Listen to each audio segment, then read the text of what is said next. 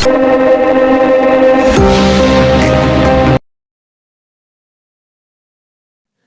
hello po. Magandang gabi, magandang umaga. Nasang panig man ang mundo, no? Maulang gabi po dito sa Pilipinas. Ayan.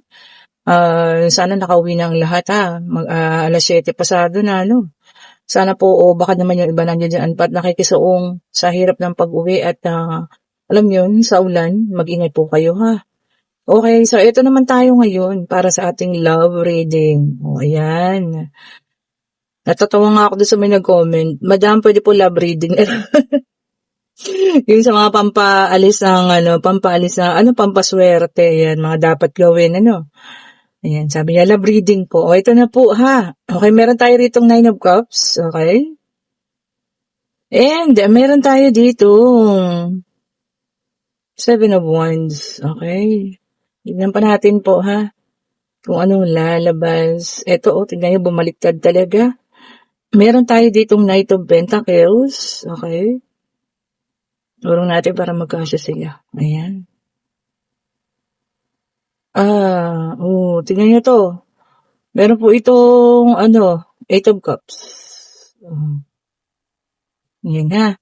Tingnan pa nga natin, Pasensya na po sa mga nagtatanong ng reading ng Martes at saka Miyerkules. So, hindi po ako po pwede. Okay po. Kaya Biyernes lang po, sinusulit ko talagang araw ng Biyernes. Nilalaan ko doon sa mga nagpapareading yung buong araw ng Friday po, ha.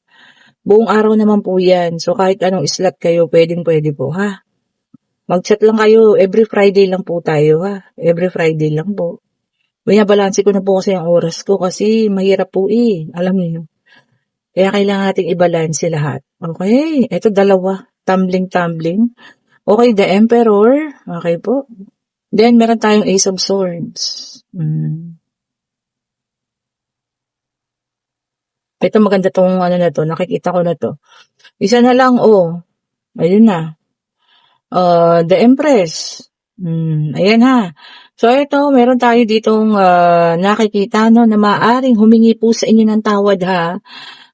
Maaring tao na umalis sa buhay ninyo. So, ayan na, hihingi ng tawad, may taong hihingi ng tawad sa inyo. Maaring ito po din ay kamag-anak, may edad na, dahil nandito ang ating The Emperor. Okay po. Minsan sa buhay din nyo, ipinaglaban nyo rin ng taong ito, Kaya lang talagang atang tuluyang umalis. Ayan. Meron din isang babae o lalaki ito, na maaring nakagawa sa inyo ng kasalanan, nagtraidor, nandito ang ating The Empress. O, diba? Hihingi rin po yan ng tawad sa inyo. And, maaring isa ring tao, ayan, magbabalik, sa buhay ninyo, kaibigan, minahal, ayan, mahal pa rin hanggang ngayon, Ayan po. So, ito po ay tungkol sa pagpapatawad, ha. Kung paano kayo magbibigay ng patawad sa mga taong ito. Kung sino man po ito, ha. Sabi ko nga, maaaring mahal sa buhay na umalis at ngayon ay hingi ng tawad sa kanyang pagbabalik. Ayan po, ha. Maaaring ito rin po ay kamag-anak ninyo, regardless lalaki o babae, may edad na, Ayan. And isang tao, kaibigan, hindi kaibigan, ayan, kaplastikan. Okay po. Ganun, mga ganun, na alam niyo yun, na nagkasala sa inyo before. So, ito na. Ayan ha. So, kung sino man po ito, makaka-resonate kayo, Isang tao na hihingi sa inyo ng kapatawaran. Ayan. Kayo na po ang bahala, ha. Nasa sa inyo naman ang pagpapasya kung inyo bang patatawarin. O, diba? O hahayaan na lang. Kung isang dating minamahal na, alam niyo yun, mahal pa rin ba hanggang ngayon? Ayan, malamang sa malamang, alam ko naman patatawarin nyo yan, diba? Pero kung dating minamahal na nakadulot ng sobra-sobrang sakit sa inyo, ay, feeling ko pass. Ganun, Pass is past, diba? Siguro nakapagpatawad naman na, pero yung makakapagbalikan pa ulit, alam mo, baka hindi na. Diba? Yung ilan po sa inyo, ha, hindi ko nilalahat. Kung sa mga kamag-anak naman ito, hihingi ng tawad sa inyo, well, kayo na rin po magpasya. Lalo na kung may edad naman na, di, pagbigyan na natin yan. Okay po, at peace ka, at peace siya, so wala kayong problema, Pero kung uulitin pa ulit yung ginawa sa inyong kasalanan, ay, naku, pass na ulit yan. Diba? Ipagpasa Diyos na naman po ang lahat. Okay, and then meron tayo ditong, earth sign, opo, naka-reverse. Uy, sa Pentacle, sayang, oh. Meron sa inyong mga ano, nawalan ng oportunidad, kumbaga napalampas. Oh, sayang ha. Kung sino man po sa inyo 'yan, nakapagpalampas ng opportunity. Baka ayun nga, 'di ba, yung mga hihingi ng tawad na 'yan, nakalampas yung mga oportunidad na dapat, alam niyo 'yun, nagkaayos na. No, kaya siguro ngayon, ano, kumbaga inabot na ng taon, 'di ba? Tapos ngayon lang nakapag-isip. And then meron tayong The Hangman, naka-reverse din, water sign. Okay po. Sabi niya naman dito, resistance. Merong hindi. Ayan ha, hindi po lahat pala. Makakapagpatawad. Kasi nga, sabi ko nga sa inyo, iba-iba rin naman ang pakiramdam ng tao at iba-iba rin siguro yung bigat, ano? Yung weight ng kasalanan, kung gaano man ito kabigat. Diba? Sabi ko nga, hindi yan ganun kasi din kadali. Pero kung madali lang kasi sabihin po pwede ko sabihin sa inyo yan, patawarin niyo na, ganito, ganun. Pero napakahirap din, ano? Lalo na kung dadaanin natin sa bigat ng, alam niyo yun, pagkakasala ba? Pero nasa sa inyo pa rin po, ha? And then, meron tayong 8 of Wands, fire sign. Okay po.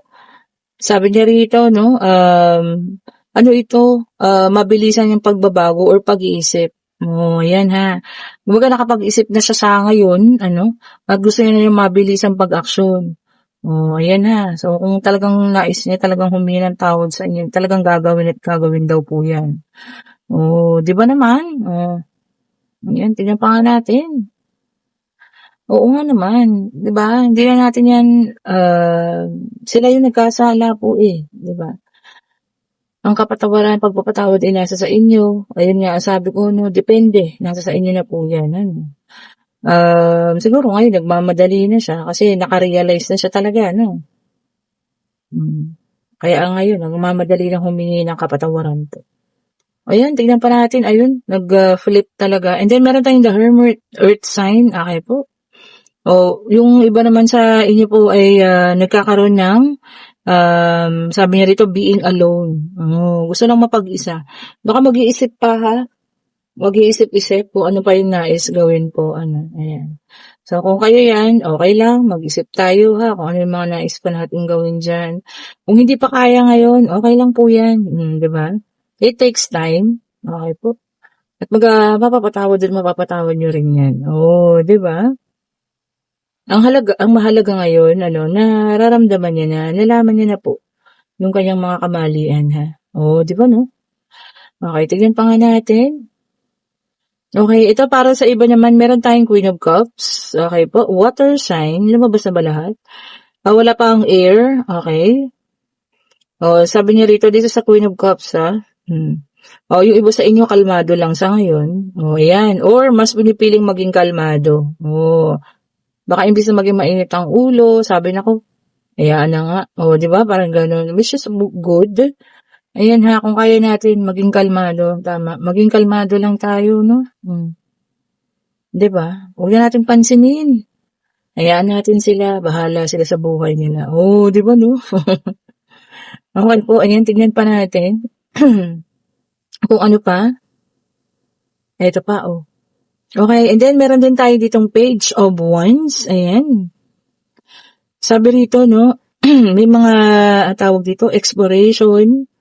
May mga mensahe rin na matatanggap. Ayan, meron kayong malalaman. Mga excitement daw. So, ibig sabihin mga tawag dito, makakapagpalukso ng inyong dugo. Diba? So, kung ano man ito, ha. Magandang balita rin yan siguro maaari, ano. Tignan pa nga natin.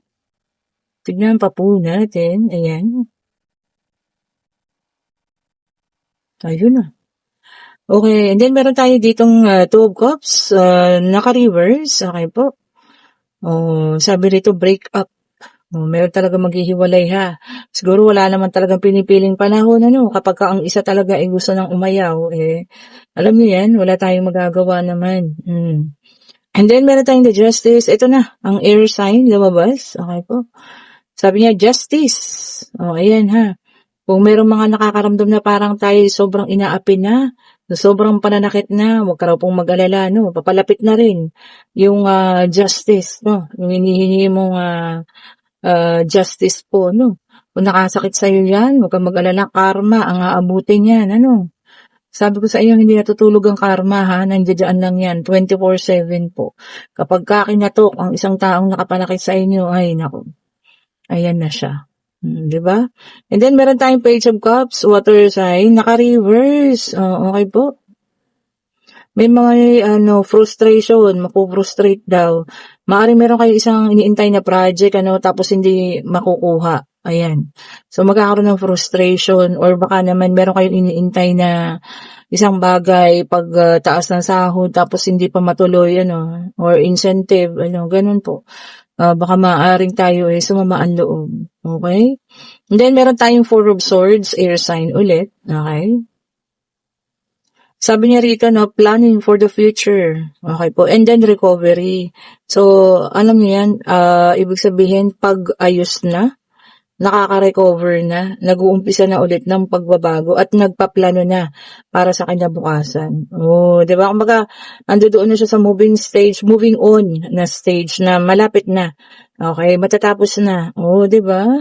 Sabi ko sa inyo, ang pag-move on naman, hindi nga yan madali. Pero alam niyo yun, basta't nakatapos kayo dyan. Naku, tingnan niyo yan. Iba na yung magiging pananaw natin sa buhay. May isip nyo ng, kaya pala ganun ang nangyari kasi may ganitong darating. Diba? So, ayan po ha. Magplano, mag-isip kung ano yung mga susunod na hakbang, And then, eto na. Ang ganda, Nine of Pentacles, Earth sign, ayan. Sabi niya rito, rewards. Yung iba makakatanggap ng rewards dyan, ha. Baka ito na yung mga inaantay ninyo mga, dyan, rewards galing sa mga kumpanya ninyo. Ayan na po, ha. Sa mga amo, sa mga boss, ha. Yung mga nasa abroad dyan, bibigyan daw kayo ng reward. Maaling dahil sa kasipagan, dahil sa pagiging mabuti, pagiging maayos sa trabaho. Di ba, Siyempre lahat yan, dapat may mga kaakibat or katapat na reward naman galing sa ating mga boss. Di po ba? Para hindi tayo, tatamarin. Correct me if I'm wrong, ha? Okay, and then meron tayong the sun. Ayan, naka-reverse, fire sign. Sabi niya rito, merong makakaramdam ng kaunting kalungkutan. Ayan, depression. Ayan ha, kung ano man. Baka may masagap kayong hindi magandang balita, alam niyo yun, makaramdam kayo ng kaunting kalungkutan daw po. Wag naman yung sobra-sobrang lungkot ha. Okay na yan, kaunti lang. Okay na po yan. Wag po yung sobra-sobrang kalungkutan. Diba? I-reverse nyo na yan ha. Sabi ko magugas kayo ng isang kalahating kutsarang asin. Para sa mga kalungkutan na yan, Okay, eto na. Humingi tayo ng mga numero ha. Baka sakaling tayo ibigyan sa ngayon. Ito, tas tayo ninyo ha. Ito po ha. Bigyan tayo ng mga numero. Ayan. Tignan natin. Tignan natin ulit kung merong ibibigay na numero. Mga bonus na numero nyo to ha. Ayun. Meron agad number 6. Okay po. Ang linaw-linaw. And then, yan ha, the lovers. Yan natin. Kung ano pa ang lalabas. Yung talagang malinaw na numero. Yan ang maganda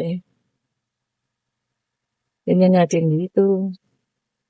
Ayan, pasensya na kayo sa tigatik ng ulan ha, na inyong maririnig. Ay, Page of Swords. Wala siyang dala. Okay po. Ayan, tignan pa natin. Ito meron po Ayan. So, meron tayong 8. Dahil yan ay 8 of Swords. So, 6, 8. Tignan pa natin. 6, 8. Ito po nagpupumilit. Ay, wala. So, ayun lang ang ating numero, 6 and 8. Ayan ha, kahit saan nyo na yan tayo, bahala na po kayo. And pwede na kayo magtanong. Pag-ibig, pangyayari, pag-travel, ayan. Kayo pong bahala kung ano yan. Basta answerable by yes or no. Kung ano man yung nasa puso ninyo. Ito na ang sagot. Ayan, at may numero din. So, it's number 6. Ayan ha, and yes po ang sagot. Ayan ha. Ayan po, talagang meron taong magbabalik sa buhay ninyo. Kasi this is a 6 of Cups. Pagbabalik, maaaring humingi talaga ng tawad. And sinasabi ko nga, kayo na po ang bahala. Kung patatawarin nyo ang taong ito, bibigyan pa ng isa pang pagkakataon, bahala na po kayo ha. Kung sino man po siya. Maraming salamat po at 14,000 na tayo. Subscribers, thank you so much. Abangan ang aking pagla-live. live, ano. Kung hindi Sunday ito, Sabado, bahala na po kung anong araw yan. Ayan, at mamimigay tayo ng mga bracelet po dyan, ha. Salamat po at ingat po ang lahat. Bye-bye po sa inyo. And thank you so much po sa lahat ng mga nagpapabook na ng reading, ha. Thank you so much po. Bye-bye po sa lahat.